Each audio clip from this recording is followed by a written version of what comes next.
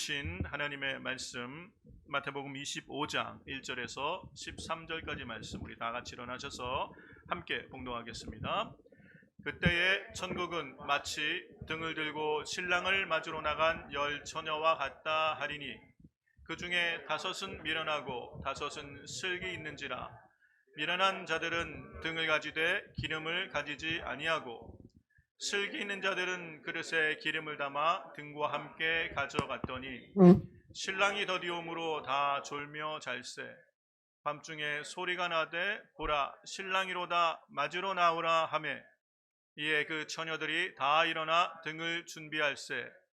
미련한 자들이 슬기는 자들에게 이르되 우리 등불이 꺼져가니 너희 기름을 좀 나눠달라 하거늘 슬기 있는 자들이 대답하여 가로되 우리와 너희의 쓰기에 다 부족할까 하노니 차라리 파는 자들에게 가서 너희 쓸 것을 사라 하니 저희가 사러 간 동안에 신랑이 오므로 예비하였던 자들은 함께 혼인잔치에 들어가고 문은 닫힌지라. 그 후에 남은 처녀들이 와서 가로되 주여 주여 우리에게 열어주소서. 대답하여 가로되 진실로 너희에게 이르노니 내가 너희를 알지 못하노라 하였느니라. 그런즉 깨어 있으라. 너희는 그날과 그 시를 알지 못하느니라. 아멘. 이 말씀은 오늘 우리에게 주시는 하나님의 말씀입니다. 할렐루야. 오늘도 주일 예배를 통해서 우리를 치료하시고 또 우리를 회복하시고 새롭게 하시는 또 새 힘과 능력 부으시는 하나님의 은혜가 여러분의 삶에 함께 하시기를 주의 이름으로 축원합니다. 오늘 우리가 읽은 이 성경 본문은 우리가 흔히 열 처녀의 비유라는 이름으로 잘 알고 있는 말씀입니다. 이 비유의 배경은 예수님의 재림과 관련되어 있는 것이에요. 신랑 되신 예수님께서 오실 것에 대한 기다리고 있는 그 예수님의 재림과 관련된 비유를 지금 우리에게 말씀해 주시고 계시는데, 그래서 이 비유가 나오게 된 성경의 배경을 좀 살펴보면 이것이 마태복음 25장에 기록되어 있지만 24장부터 해서 제자들이 예수님에게 물어봅니다. 예수님이 재림하실 때가 언제고 그때 어떤 징조들이 있겠습니까? 라고 물어볼 때 예수님은 마태복음 24장 그 질문에 대답으로 여러 가지 징조들을 말씀해 주시고 그 이후에 25장에서 24장과 25장의 세 가지 비유를 통해서 예수님은 대답을 해 주신 거예요. 그 세 가지 비유가 다 연결되어 있는 비유입니다. 오늘 우리가 오늘 우리에게 주신 이 성경 말씀을 통해서 우리에게 주님께서 말씀하시는 이 비유를 통해서 말씀하시는 하나님의 은혜가 무엇인지 좀 살펴봤으면 좋겠는데요. 마태복음 24장 3절에 이 제자들이 예수님께 물어보는 질문이 나오죠. 예수께서 감람산 위에 앉으셨을 때에 제자들이 종용이 와서 가로되 우리에게 이르소서 어느 때에 이런 일이 있겠사오며 또 주의 임하심과 세상 끝에는 무슨 징조가 있사오리까. 예수님이 임하시는 이 재림 때와 그 끝에 있을 징조들에 대해서 제자들이 질문한 것에 대해서 예수님이 말씀을 해주시는 거예요. 그러시면서 우리 주님은 마태복음 24장에 이 질문에 대한 대답을 명확하게 해주셨습니다. 명확하게. 그것이 마태복음 24장 36절 말씀인데요. 그러나 그 날과 그때는 아무도 모르나니 하늘의 천사들도 아들들도 모르고 오직 아버지만 아시느니라. 여기서 보면 그 날과 그 때를 영어 성경을 보시면 day or hours, 그러니까 그 날과 그 시간은 아무도 모른다 그랬어요. 그런데 꼭 아는 분들이 계세요. 아무도 모른다 그랬는데 꼭 안다고 말한 분들이 계시는데, 그러면 누가 틀린 거예요? 예수님이 틀린 거예요? 그분들이 틀린 거예요? 분명한 겁니다. 예수님은 아무도 모르고 천사들도 모르고 심지어 예수님 자신도 모르고 오직 아버지의 주권이시라는 거, 아버지만 아신다라고 말씀하고 계세요. 그런데 우리는 오해를 해서는 안 됩니다. 예수님은 그 날과 시간을 모른다 그랬지 그 시기 징조들은 분명히 있을 것이다 라고 말씀하셨어요. 그래서 이 말씀을 36절의 말씀을 하시기 전에 33절에 이렇게 말씀하십니다. 이와 같이 너희도 이 모든 일을 보거든 인자가 가까이 곧 문 앞에 이른 줄 알라. 마태복음 24장의 질문을 받으시고 그리고 이후에 많은 징조들을 설명하신 후에 이런 징조들을 보거든 인자가 문 앞에 이른지 알라. 예수님이 재림이 임박했다는 것은 징조들을 통하여 알 수 있는 거예요. 그런데 그것이 몇 날, 며칠, 이것은 아무도 모른다라고 말씀하신 것입니다. 우리가 교회사를 보면 항상 한 세기마다 꼭 이렇게 시한부 종말론들이 나타나기 시작했어요. 아마 이 코로나 사태가 끝나고 나서도 그런 비슷한 현상들이 없지 않을 거란 생각을 합니다. 그래서 몇 날 며칠에 예수님이 재림하실 거다, 계시를 받았대요. 성경은 분명하게 모른다고 말씀하셨는데 자기는 계시를 받았대요. 그렇게 해서 몇 날 며칠을, 날짜를 얘기하는 그런 시한부 종말론자들이 있는데, 성경대로 하면 거짓 교사예요. 잘못된 것을 가리키고 마태복음 24장에 말하는 미혹해하는 자라는 것을 우리가 알 수 있다는 것이에요. 그래서 우리 주님은 분명하게 성경 곳곳에 말씀하셨어요. 사도행전에도 언제, 그 시와 기간은 너의 알 바 아니다, 거기에 관심 갖지 말라라고 말씀하시면서 우리에게 사명을 말씀하시고, 오늘 우리가 읽은 이 본문에서도, 본문과 24장에도 그 시와 그때는 알지 못한다라고 말씀하셨어요. 대신에 예수님이 24장과 25장 마태복음에서 분명하게 강조하신 상황이 있다는 거예요. 몰라도 되는 것은 몰라도 되고, 알라고 강조하신 건 알아야 되는 거예요. 그렇죠. 몰라도 된다고 말하는 것은 그 날과 시간은 몰라도 된다. 근데 분명히 기억하고 알아라 라고 말씀하시는 게 뭐냐면, 여러분 뭘까요? 예수님이 재림하실 때 있을 일들에 대해서 말씀하시는 것이에요. 성도들은 예수님이 재림에 임박할 때 어떤 자세로 신앙생활 해야 될 것을 자세하게 가리킨 게 마태복음 24장과 25장에 그 나오는 세 가지 비유가 이것을 가리키는 거예요. 그 시와 때를 물어보는 질문 앞에 시와 때는 너희가 몰라도 되고, 그러나 예수님의 재림이 임박한 때에 성도들은 어떤 자세로 신앙생활을 해야 되는지를 구체적으로 가르쳐 주셨다는 거예요. 강조하셨다는 얘기죠. 같은 의미를 세 가지 비유를 통해서 말씀하셨다는 얘기는 강조하셨다는 것을 우리가 알 수 있어요.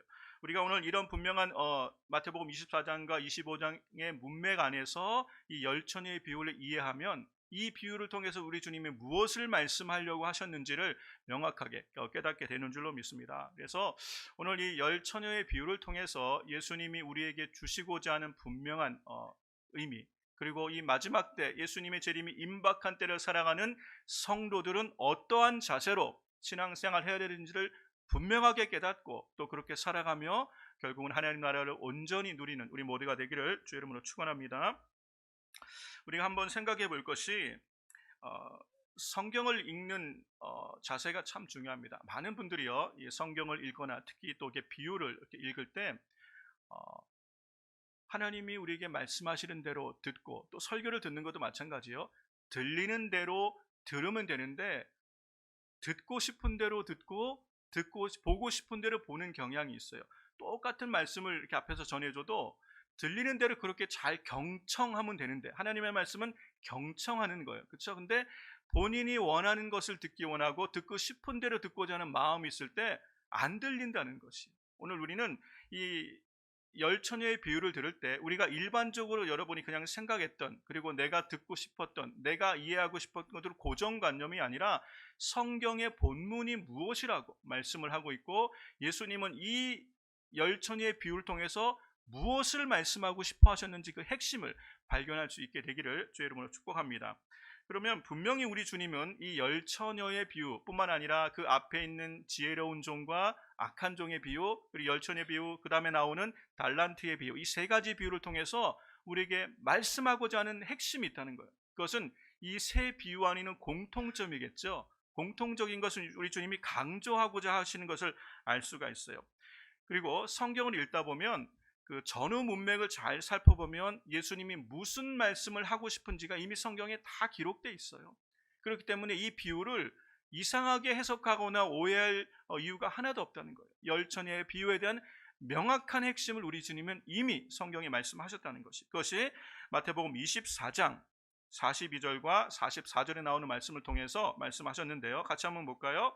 그러므로 깨어 있으라, 어느 날에 너희의 주가 임할는지 너희가 알지 못함이니라. 44절, 이러므로 너희도 예배하고 있으라, 생각지 않을 때에 인자가 오리라. 이 말씀을 하신 거예요. 이 말씀을 하시고 이어서 지혜로운 종과 악한 종에 대한 비유를 하고, 이것도 마찬가지고 예수님의 오심을 기다리는 것이고, 그리고 열처녀의 비유, 지혜로운 5처녀와 미련한 5처녀에 대한 비유를 하시고, 그 다음에 달란트 비유까지 이어지는 3가지 비유가 나왔다는 것이에요. 그러면 예수님이 10처녀의 비유를 통해서 우리에게 말씀하고자 하는 분명한 핵심은 명확한 겁니다. 그게 뭐예요? 깨어 있으라 라는 말씀을 하고 싶으신 거예요. 그걸 우리가 또 어떻게 확인할 수 있냐면, 이 비유의 맨 마지막 25장 13절의 결론을 뭐라고 말씀하십니까? 그런즉 깨어 있으라, 너희는 그날과 시를 알지 못하느니라.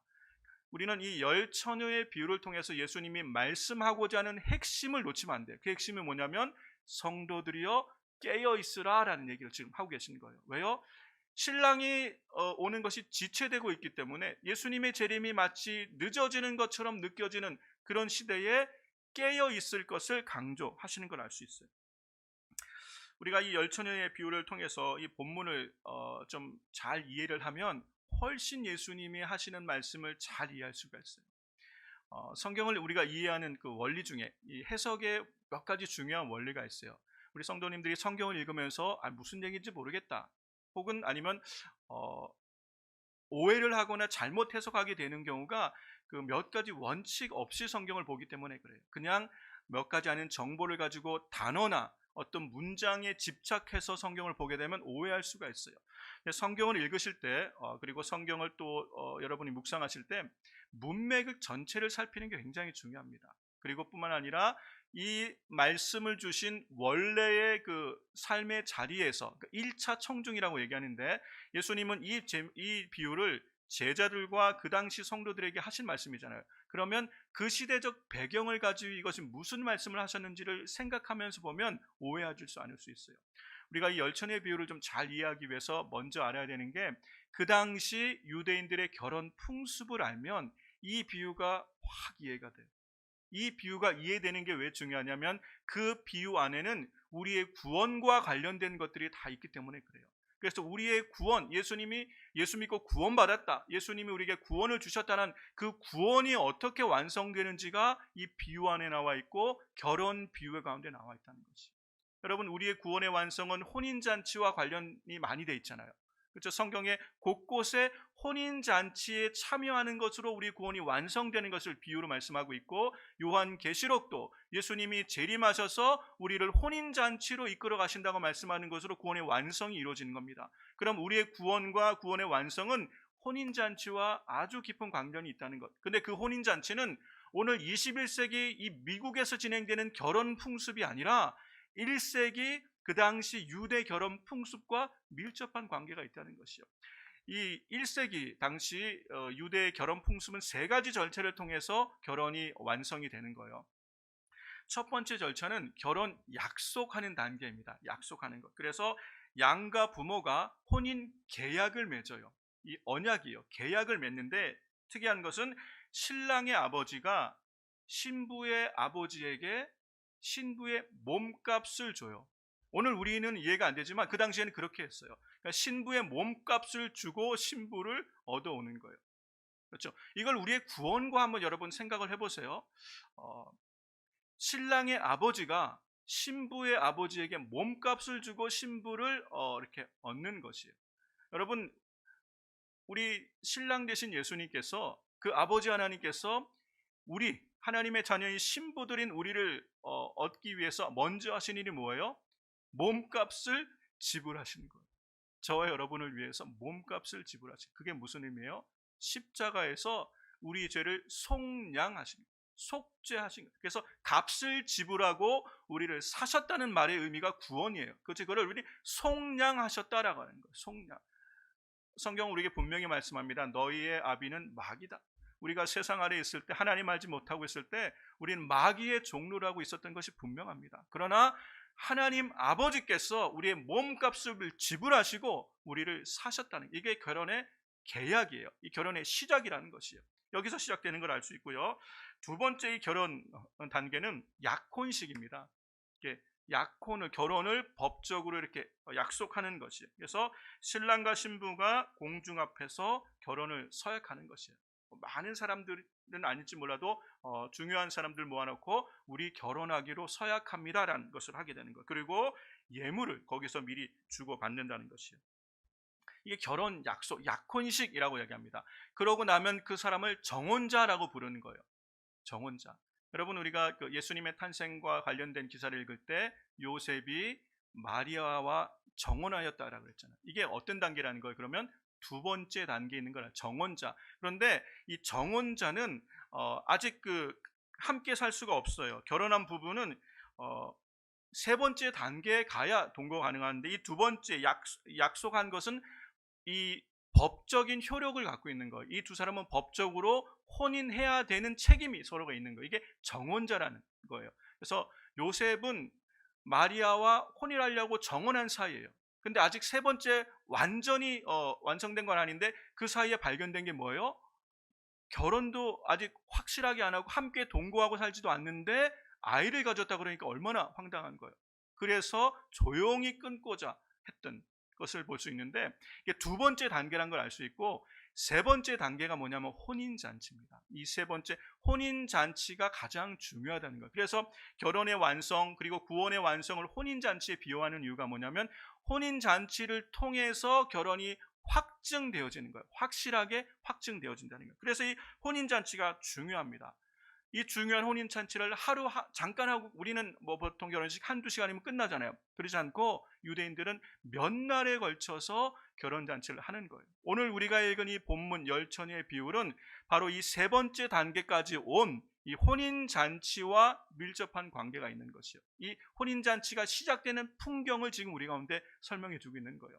이 유대인들이 혼인잔치가 시작되면 어떻게 되냐면, 신부는 그 들러리들과 함께 신부 집에 있습니다. 그러면 신랑이 와서, 주로 저녁 시간대입니다. 저녁 시간대 신랑이 와서 신부를 신랑 집으로 데려가요. 에스코트해서 가요. 그 가는 길에 등을 들고 그리고 퍼레이드하며 축제로 이렇게 신부를 데리고 신랑 집으로 가는 일들을 하게 되는 거예요. 그래서 신랑 집에 들어가서 혼인 예식이 시작되면 문이 닫혀요. 그 다음에는 못 들어간대요. 그 다음에는 들어가고 싶어도 못 들어가는데 문이 닫히고, 혼인잔치에 참여한 자들만 거기서 이제 예식을 갖게 되는 것이죠. 그 가운데 오늘 이 시작된 오늘 비유가 바로 그 세 번째 단계의 시작임을 알 수가 있다는 것이요. 그렇게 신랑이 이제 신부의 집에 와야 되는데, 오늘 성경에 보니까 신랑이 예상치 못하게 많이 신랑 오는 게 지체됨으로 지금 문제가 발생하게 된 것이라는 것이죠. 그래서 우리가 이 본문을 가만히 보면 이 예수님의 비유가 혼인잔치와 관련된 것이고 구원의 완성과 관련되어 있는 것을 알 수 있어요. 우리는 오늘 읽은 본문에서 두 부류의 여인들을 볼 수 있죠. 지혜로운 다섯 처녀, 미련한 다섯 처녀. 여러분, 이 차이가 지혜롭고 그냥 미련한 것 정도의 문제가 아니라 그 끝이 못해요. 돌이킬 수 없는 결과를 가져오는 아주 심각한 문제라는 거예요. 지혜로운 다섯 처녀와 미련한 다섯 처녀는 그냥 지혜가 있고 없고의 문제가 아니라, 우리가 읽은 이 성경을 보면 어떻게 되는 거예요? 결국은 문이 닫혀서 미련한 다섯 처녀는 혼인잔치에 참여하지 못하게 되는 것이고, 뭐라고 또 신랑이 얘기합니까? 내가 너희를 도무지 알지 못한다 라고 말씀합니다. 이건 무슨 얘기예요? 어린 양의 혼인잔치에 참여하게 못하게 되어지는 상황으로 끝나게 되는 걸 볼 수 있어요. 그만큼 지혜로운 것과 미련하다는 것의 의미가 중요하다는 것을 우리가 알 수 있죠. 그러면 우리가 가만히 한번 우리가 읽은 이 성경을 보세요. 지혜로운 다섯 처녀와 미련한 다섯 처녀의 공통점과 차이점이 뭐냐는 거예요. 도대체 무슨 차이가 이 지혜로운 다섯 처녀와 미련한 다섯 처녀로 나눈 것인가? 차이점은 하나밖에 없고요. 공통점이 의외로 많아요. 공통점이 뭐냐면, 우리는 이 비유를 잘 이해해야 되는데, 이 두 지혜롭든 미련하든 두 부류의 처녀들은 다 같이 뭐를 가지고 있었어요? 등을 가지고 신랑을 기다리고 있었다는 얘기예요. 그럼 이 비유는 믿는 사람들과 믿지 않는 사람들에 대한 비유예요? 아니면 믿음의 공동체 안에 있는 사람들에 관한 비유예요?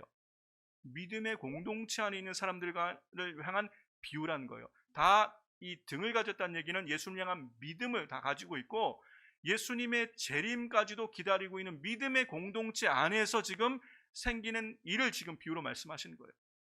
그리고 또 한 가지 공통점이 뭐가 있어요? 다 같이 졸았어요. 지혜로운 다섯 처녀는 졸지 않고 있었던 것이 아니고 다 같이 졸았어요. 미련한 다섯 처녀도 졸았고 지혜로운 다섯 처녀도 졸았어요. 신랑이 더디오니까 다 같이 졸았어요. 다 육신에 연약했는지 다 같이 졸고 있었어요. 그러니까 예수님이 결론을 말씀하신 깨어 있으라는 거의 의미가 육신적으로 잠 안 자고 깨어 있으란 말의 의미가 아니라는 것을 우리가 알 수 있죠. 그럼 뭐가 다른 거예요? 뭐가 다른 거? 한 가지밖에 없죠. 여분의 기름을 준비했느냐, 여분의 기름을 준비하지 않았느냐가 지혜로운 다섯 처녀냐, 미련한 다섯 처녀냐. 혼인잔치에 참여하여 그 기쁨을 누리는 잔치의 주인공이 되느냐, 아니면 문 밖에 쫓겨나는 신세가 되느냐의 결론. 이 비유의 핵심을 주님은 뭐라고 말씀하신 거예요? 여분의 기름을 준비하는 것이라 말씀하신 거예요. 그럼 우리는 오늘 이 비유는 아주 간단해요. 그러니까 여분의 기름을 준비한 사람들이 지혜로운 다섯 처녀, 하나님의 구원을 온전히 완성하고 누리게 될 사람이라고 말씀하신 걸 보면 여분의 기름이 무엇인지를 아는 게 우리에게 중요하겠죠. 여분의 기름.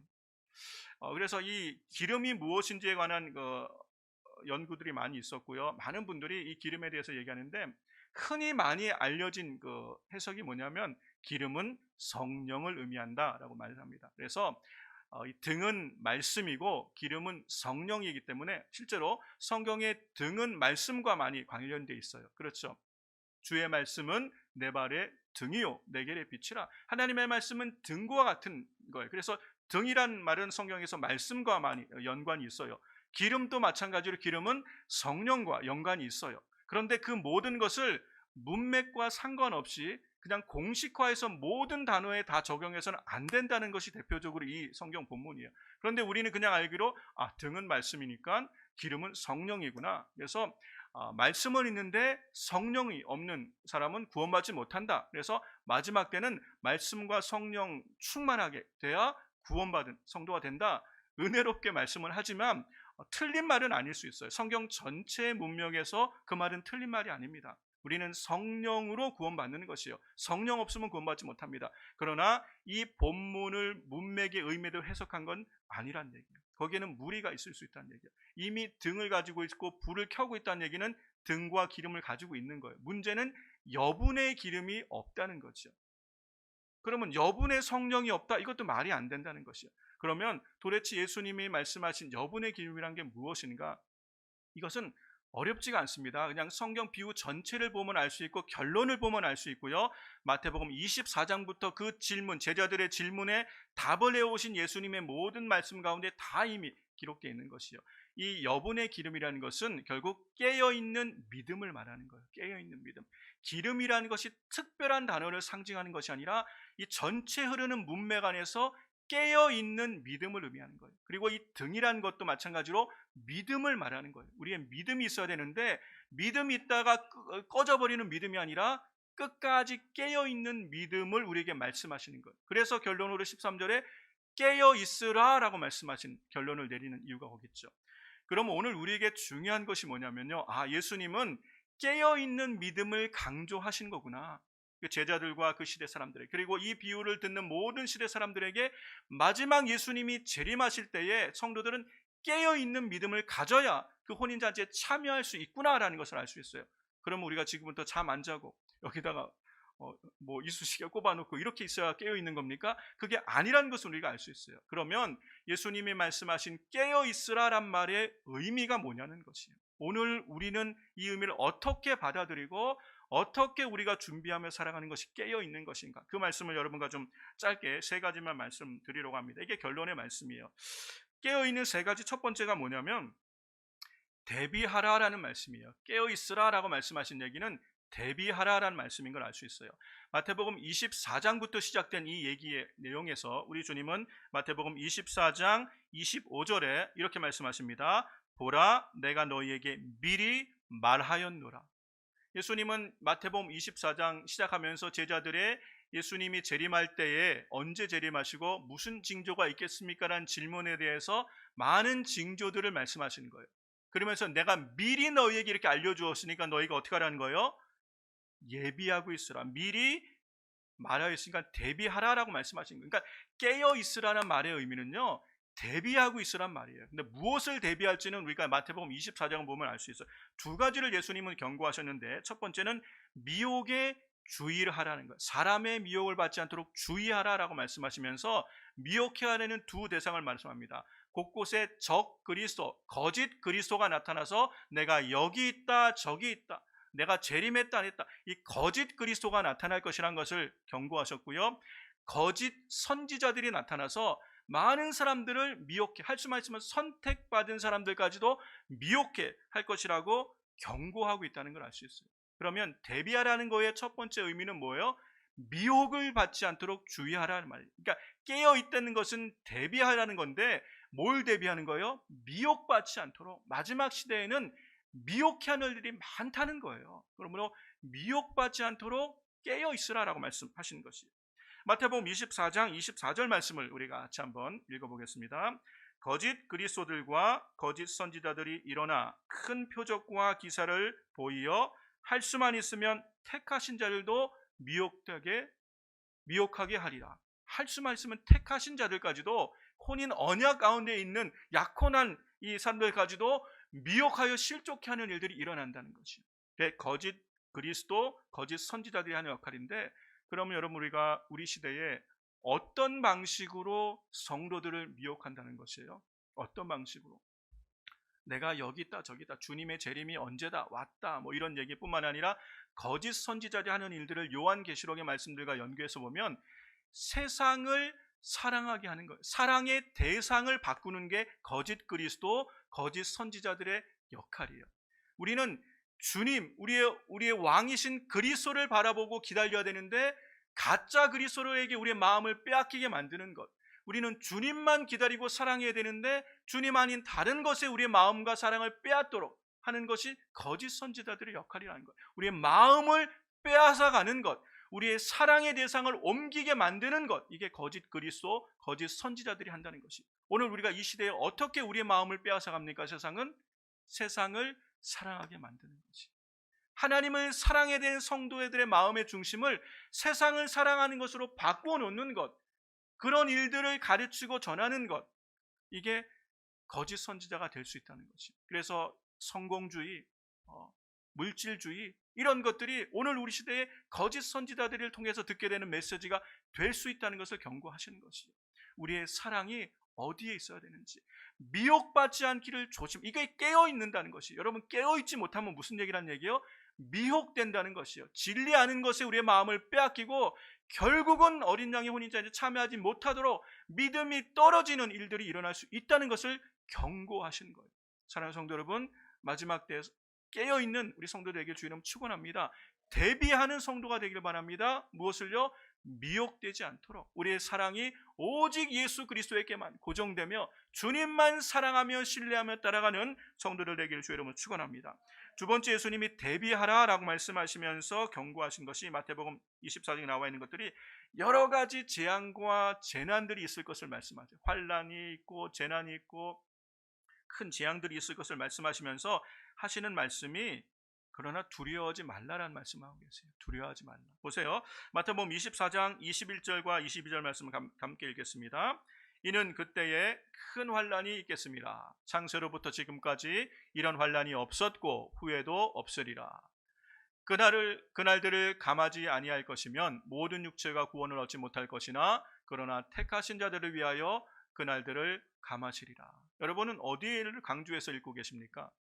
큰 환난들이, 재난들이, 엄청난 그런 재앙들이 있을 것이다. 거기에 강조점을 두고 보고 있으면 우리 가운데 뭐가 찾아와요? 두려움밖에 없어요. 그러나 어디를 우리는 봐야 되는 거예요? 그러나 택하신 자들을 위하여 그날들을 감하시리라. 하나님의 열심이, 하나님의 선한 능력이 아무리 세상에 재난과 환난이 와도 하나님은 그 택하신 백성들을 지키시고 보호하신다고 약속하셨어요. 여러분, 우리는 지금 코비드-19로 말미암아 참 어려운 시기를 겪고 있습니다. 정말 예수님의 재림이 가까운 시대로 확 들어가 버렸어요. 이 코비드-19로 말미암아 왜 예수님의 재림이 가까워졌는지를 알 수 있냐면, 여러분, 이전 시대에도 수백 년 전에도 질병의 재난들은 다 있어 왔잖아요. 그렇죠?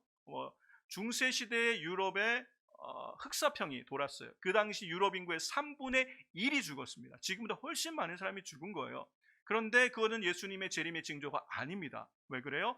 예수님의 재림의 징조는 전 지구적으로 나타나는 징조예요. 그 당시에는 유럽 인구만 죽어, 유럽에만 흑사병이 있었고 유럽 인구의 3분의 1이 죽은 거예요. 다른 대륙에서는 괜찮았던 거예요. 그런데 지금은 달라요. 지금은 신종 바이러스나 신종 플루나 무슨 질병이 하나 나타나면 팬데믹이 되는 거예요. 전 지구적으로 모든 대륙에 예외 없이 다 이것이 일어나는, 그래서 전 세계적인 재앙이 되는 것, 이게 말세의 징조라고 말씀하시는 거예요. 이전 시대에는 질병이든 뭐든 그 지역에만 국한됐던 문제들이었어요. 그리고 알지도 못하고, 다른 대륙 사람들은 알지도 못하고 넘어갈 때가 많았으나 지금은 모든 사람이 알고 모든 사람이 경험할 수밖에 없는 팬데믹이 되어버렸다는 거예요. 이게 재림의 징조로 나타나는 질병의 재난들인 걸 알 수 있다는 것이죠. 그래서 이런 일들이 많이 있지만, 그러나 분명한 것, 이와 같은 재난이 있고 처처의 기근과 지진과 전쟁과 난리와 많은 것들이 있으나 우리는, 주님은 분명히 말씀하십니다. 두려워할 문제가 아니다. 여러분, 우리가 가만히 생각해 보면요, 생각하면 두려움이 찾아와요. 지금 이 코로나 사태가 진행되면서 이 코비드 19을 팬데믹으로 선언하면서 지금 백신을 만드는 게 우리에게 굉장히 중요한 이슈잖아요. 빨리 백신이 나와야 되는데, 빨리 그래야 모든 게 안정될 텐데, 이 백신을 다 기다리고 있어요. 이게 왜 생각보다 이렇게 늦게 나오는지 모르겠지만 다 같이 지금 백신이 나와야 해결된다. 백신을 기다리고 있어요. 그러면 백신이 딱 발견됐습니다.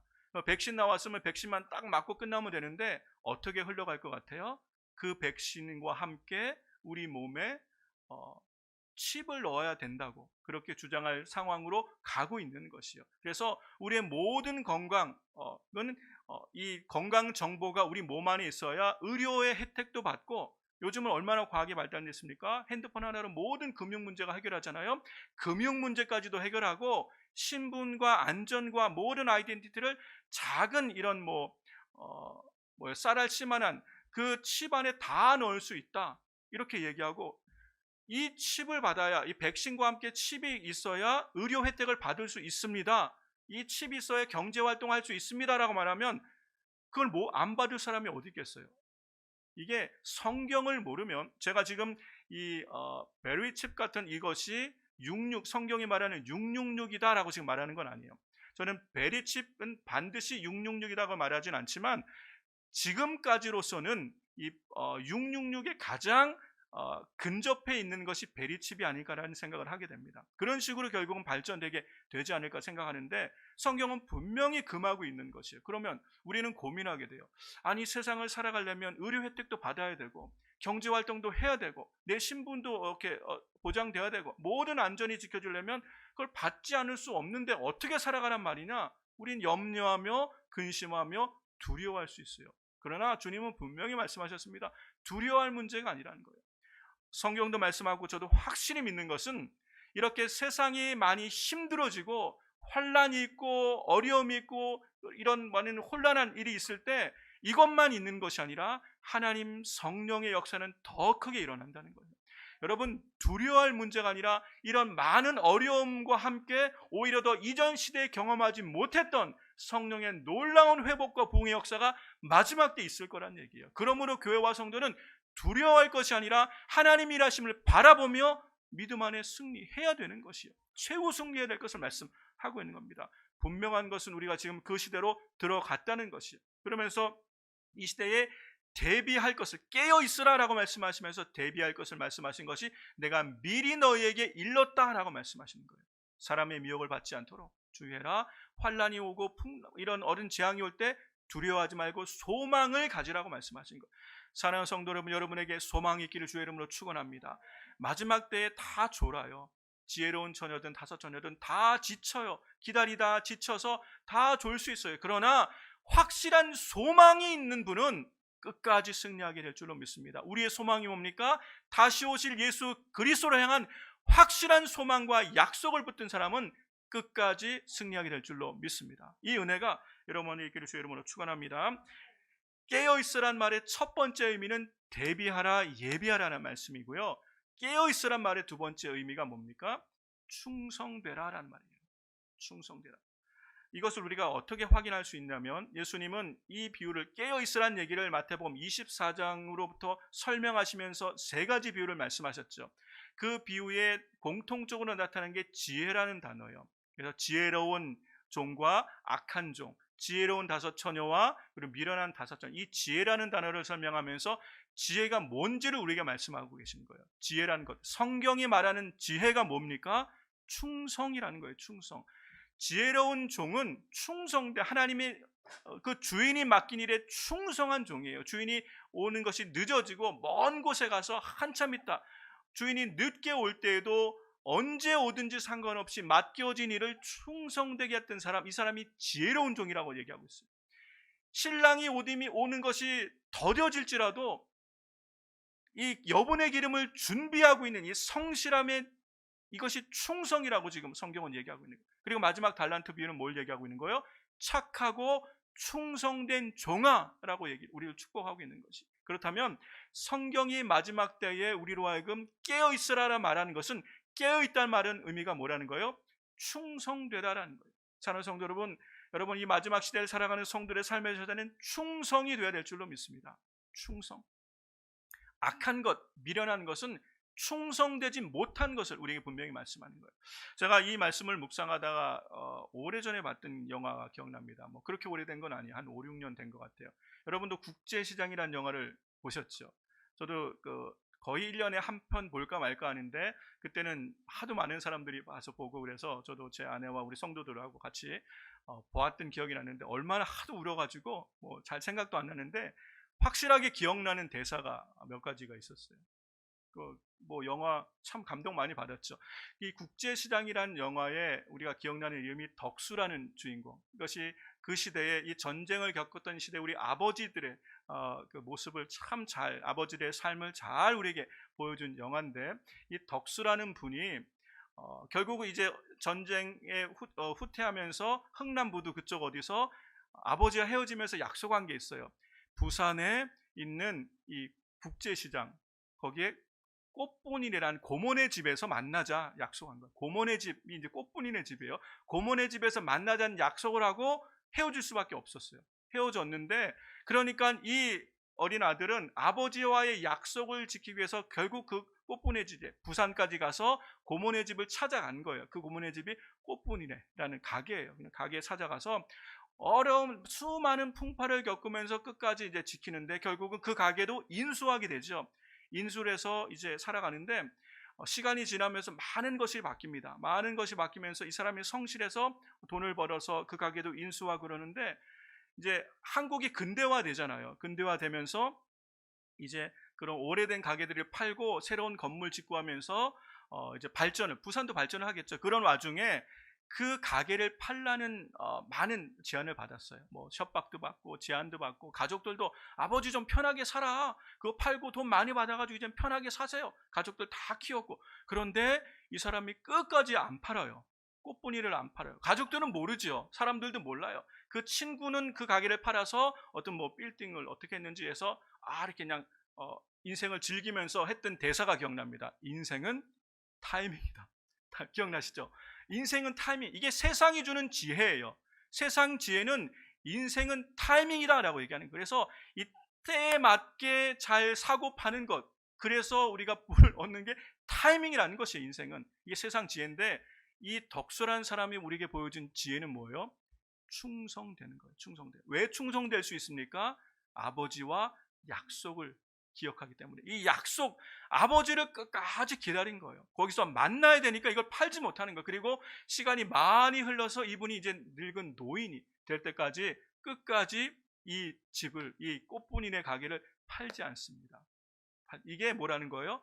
충성이라는 거예요. 저는 이 생각이 나더라고요. 야, 그렇구나. 마지막 때 예수님의 재림을 기다리는 성도들, 세상은 우리에게 끊임없이 미혹합니다. 인생은 타이밍이다. 타이밍이야. 때를 잘 얻어서 투자해.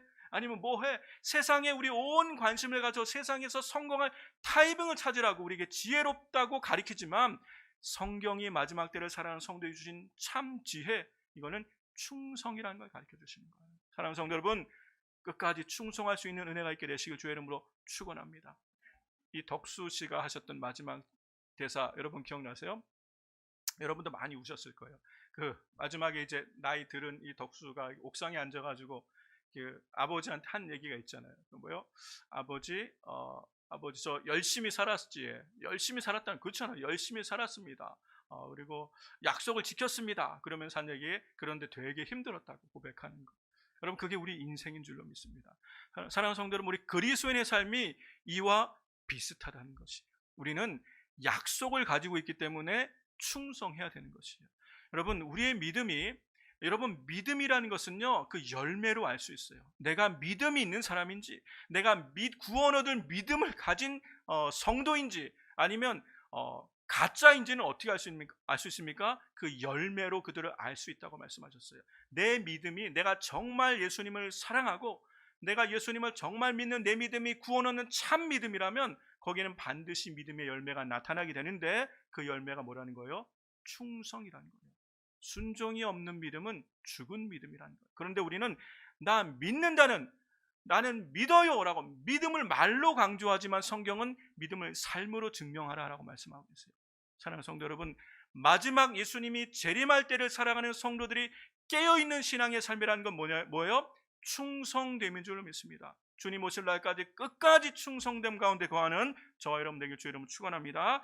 마지막 깨어있으란 말의 세 번째 의미는 인내하란 얘기예요. 인내하란 얘기. 여러분, 마태복음 24장부터 되어지는 수많은 재림의 징조들을 보면서 많은 어려움들이 있잖아요. 어려운 일들이 많이 있을 거예요. 그렇죠? 우리 성도들에게 고난이 있을 수 있고요, 불편한 일들이 있을 수 있고요, 여러 가지 많이 힘든 때가, 하드타임이 지금도 있지만 앞으로도 있을 거예요. 그럴 때 뭐가 필요하다는 거예요? 깨어있는단 말의 의미가 뭐예요?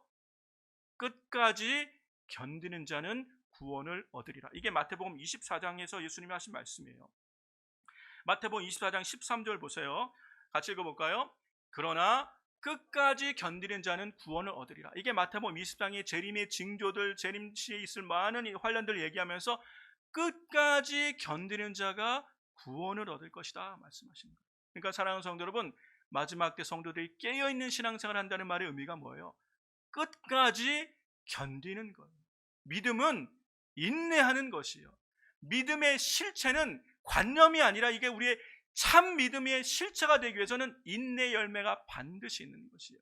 그래서 여러분, 예수님을 사랑하고 예수님을 믿는 성도들에게 나타나는 열매가 믿음이란, 이 인내라는 걸 알 수 있는 게, 사랑은 뭐라고 얘기해요? 사랑을 설명하는 고린도전 13장에 사랑을 정의하면서 제일 먼저 하는 말이 뭐예요? 사랑은 오래 참고라고 얘기하시죠. 여러분, 우리가 예수님을 사랑하는 걸 어떻게 알 수 있습니까? 오래 참는 것을 통해 알 수 있는 거예요. 사랑은 오래 참는 거예요. 믿음이 있으면 견디고 기다리게 돼 있는 거예요. 아이고 못 기다리겠다라고 그냥 포기해버리는 것, 그건 믿음이 아니라는 것을 우리에게 분명히 말씀하세요. 사랑하는 성도 여러분, 믿음과 행위, 여러분 제가 지금 행위를 강조한다고 오해하시면 안 됩니다. 믿음과 행위는 분리할 수 있는 것이 아닌데 우린 자꾸 분리하려고 하니까 믿음 아니면 행위인지 둘 중에 하나를 선택하게끔 만들지만 이것 자체가 잘못된 것이라는 얘기예요. 믿음과 행위는 함께 가는 거예요. 어떻게 동전의 양면을 분리할 수 있겠어요? 믿음이 있노라면서 행함이 없는 믿음은 죽은 믿음이라는 거예요. 예수님을 사랑합니다 라고 그러면서 기다리지 않는 것은 사랑하는 게 아니에요. 여러분, 춘향이가 이도령을 만났어요. 사랑해요. 다시 오겠다고 약속했어요. 그 약속을 믿어요. 그러면 어떻게 되는 거예요? 변사또가 아무리 속이고 꼬셔도 속으면 안 되는 거예요. 사랑이 누구에게 있는 거예요? 이도령에게. 그러니까 견디고 옥중에서도 참고 견디고 절개를 지키는 거예요. 누가 만들었는지 이 춘향전 오래전 건데 익명의 그리스도인이 만들었던 것 같아요. 어쨌든 간에 얼만큼 성경적인지 몰라요. 그렇죠? 사랑한다는 건 뭐예요? 끝까지 견디고 기다리고 참는 거예요. 참는 거. 이게 사랑하는 거예요. 우리는 끝까지 견디고 참는 걸 통해서 당신이 나를 사랑하는 것을 알 수 있다는 거예요. 주님도 네가 나를 사랑하는 걸 내가 알겠다는 것이 그 열매로 그들을 아는 줄로 믿습니다.